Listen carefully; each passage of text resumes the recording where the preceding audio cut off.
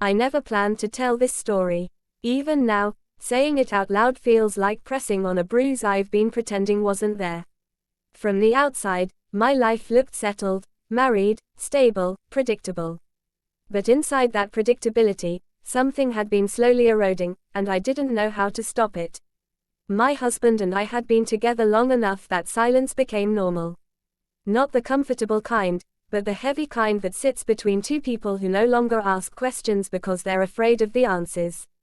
Our conversations revolved around schedules, bills, and what to make for dinner. We slept in the same bed, but it often felt like we lived in separate worlds. I told myself this was just how long marriages worked. Passion faded, excitement dulled, you accepted it and moved on.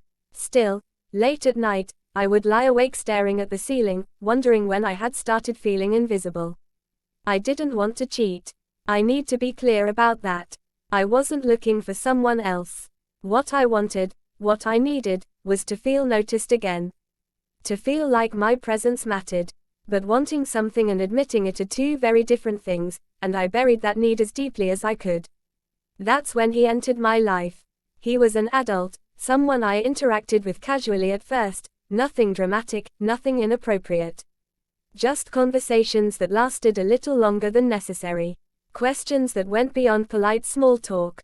He listened in a way that startled me, like he actually cared about the answers. I caught myself laughing more when he was around, feeling lighter, more awake. At first, I told myself it was harmless. People are allowed to have friends. People are allowed to talk. But there was a shift I couldn't ignore, a subtle change in the air whenever we were near each other. Our eyes lingered too long. Our words carried meanings we never said directly.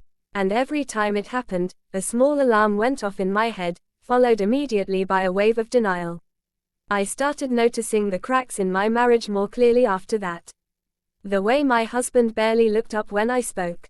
How he didn't notice when I dressed up or when I went quiet. I hated myself for comparing them, but once the comparison started, it was impossible to stop. The worst part wasn't the temptation, it was how alive I felt resisting it. One evening, our hands brushed by accident. It was brief, almost nothing, but my heart reacted as if something monumental had happened. I pulled away instantly, pretending not to notice, pretending it didn't matter. But it did. I carried that moment home with me, replaying it in my mind while my husband slept beside me, unaware. That was when I realized something terrifying. I wasn't standing at the edge anymore. I had already taken the first step, whether I wanted to admit it or not. After that night, everything felt different, even though nothing had officially changed. I went back to my routine, work, home, obligations, but my thoughts kept drifting back to him. It annoyed me how easily he had slipped into my head, how quickly my mind searched for his presence in ordinary moments. Our conversations became more frequent, less accidental. What once felt casual now felt intentional. We lingered after everyone else had left. Messages that should have ended with a polite goodbye stretched into long exchanges that lasted well past midnight. He asked questions no one had asked me in years, how I felt, what I wanted, what I missed about myself. I should have shut it down. I knew that. Every rule I'd ever believed in was quietly reminding me that this was wrong. But I kept telling myself the same lie, this is just talking. Talking isn't cheating. Yet the way my heart reacted told a different story. I found myself dressing with more care on days I knew I'd see him. I hated noticing it, and hated even more that I didn't stop. When he complimented me, it wasn't dramatic or over the top, just sincere. And somehow, that made it worse. It felt earned, real, dangerous. At home, the contrast was impossible to ignore. My husband spoke to me out of habit, not curiosity. He didn't notice when I seemed distracted or distant. And that neglect fed the justification growing quietly inside me. I told myself I wasn't being pursued, I was being understood. I wasn't betraying anyone, I was just surviving. There were moments when the guilt hit hard, usually late at night. I'd stare at my phone, rereading messages I knew I shouldn't treasure, and feel a tight knot form in my chest. I'd imagine what would happen if my husband ever found out. The disappointment, the confusion, the irreversible damage. And still, I didn't stop. One evening, we ended up alone together again. The room felt smaller, the silence thicker than before. We talked about nothing important, yet every word felt loaded. I could sense what we were both avoiding, the truth hanging between us like a fragile thread. When he moved closer, he didn't touch me, not really. But the space between us disappeared. I could hear my own heartbeat, loud and unsteady. Every instinct screamed at me to step back, to create distance, to regain control. Instead, I stayed. In that moment, I understood something that scared me more than temptation ever had. The line hadn't been crossed all at once. It had faded slowly, quietly, until neither of us could clearly see where it used to be. When I finally left that night, the air felt cold against my skin. I sat in my car for a long time before starting the engine, hands shaking, mind racing. I hadn't done anything I could clearly point to and say, "This is the betrayal." But deep down, I knew the truth. Whatever this was, it was already more than it should have been. I told myself I wouldn't let it happen. All day, I carried that promise with me like a fragile shield. I rehearsed the excuses I'd use, the distance I'd create, the boundaries I'd finally enforce.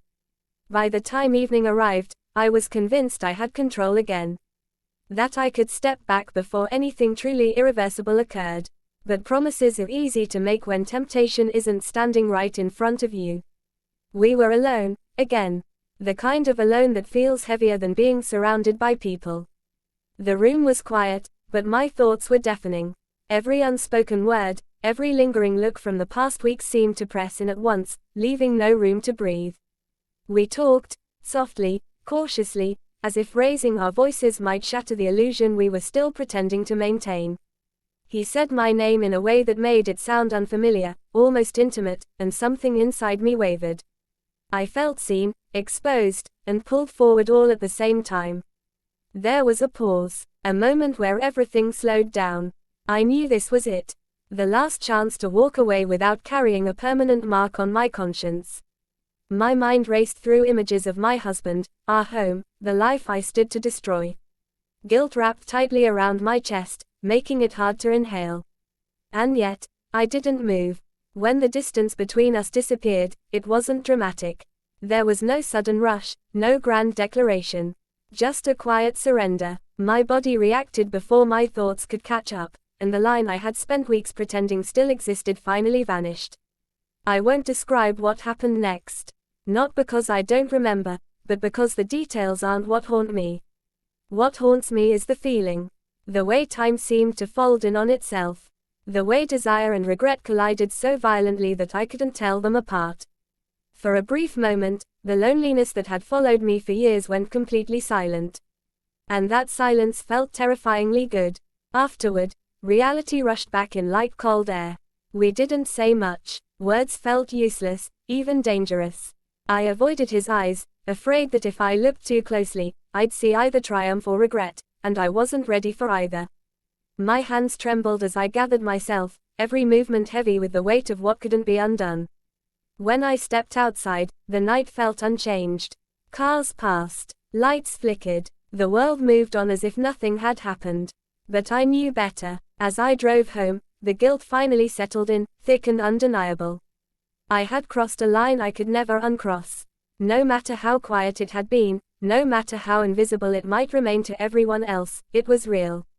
By the time I pulled into my driveway, one thought echoed louder than the rest. Nothing in my life would ever feel simple again. The next morning, everything looked the same. Sunlight spilled through the windows. The house held its familiar silence. My husband moved through his routine, unaware that something fundamental had shifted. I watched him from across the room, searching for any sign that the truth had somehow surfaced overnight. There was none, and that realization brought a strange mix of relief and dread. I carried the secret with me like an extra heartbeat, constant, impossible to ignore. Every normal interaction felt rehearsed. Every smile felt borrowed. I nodded at conversations I barely heard, my mind drifting back to the choice I couldn't undo. I had expected guilt to be loud, overwhelming.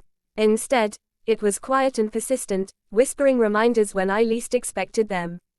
At times, I told myself it had been a mistake, a moment of weakness fueled by loneliness and neglect. Something I could bury deep enough that it would eventually fade. But then my phone would light up with a message I didn't open, or one I read and never replied to, and the lie unraveled. Mistakes don't linger like that. They don't reshape how you see yourself. I began to notice changes in my own behavior. I was more guarded, more distant. I flinched at sudden questions. I avoided eye contact longer than necessary. My husband sensed something was off, I think, but not enough to name it. He asked if I was tired, if work was stressing me out. I said yes to both, and the truth stayed locked behind my teeth. The hardest part wasn't the fear of being caught, it was the uncertainty of what I wanted next. I missed the version of myself I had felt, if only briefly. The woman who felt desired, awake, present. And that scared me, because it meant the betrayal hadn't just been about him, it had been about me.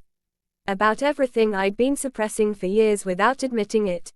Some nights, I lay awake beside my husband, staring into the dark, wondering if confession would bring relief or destruction.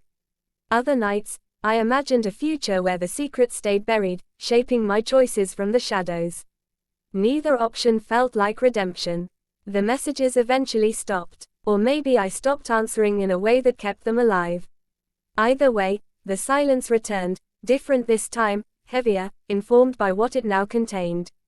I don't know how this story ends. I don't know if honesty will ever come, or if distance will quietly do the work for me. All I know is that crossing that line didn't solve my loneliness, it changed it.